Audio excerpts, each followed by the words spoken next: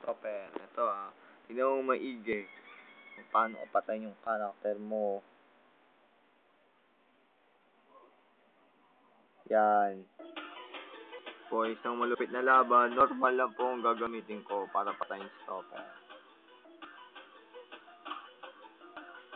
Nangangalali. Nakawawa po mga kaibigan. Nag-dodge pa. Kanya naman. Close up kay Topper. Ayan po. Gumagamit po siya ng panira. Kitang-kita mga kaibigan.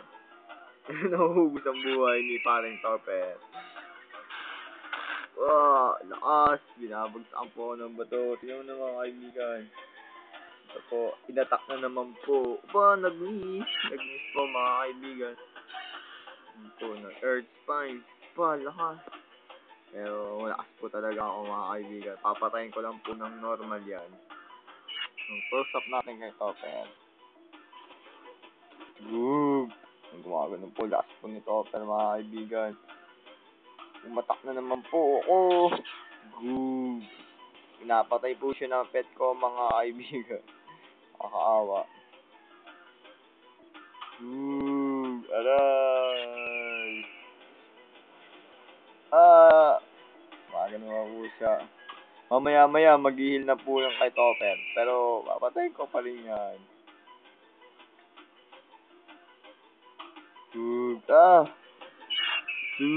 Papapatay ko na rin sa imo. Nag-heal pa po mga kaibigan yung kay Topper. Kitang-kita.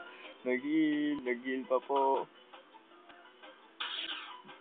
Wala na. Hindi naman lang ako napakalahati pala. Hindi na rin masama. Aray. Pinatay sa normal na kaya. Tingnan mo.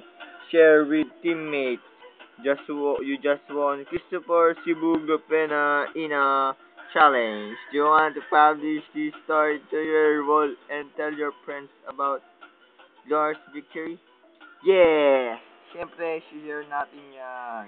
I-share natin yan. Namatay sa normal. Ang title. Namatay sa normal.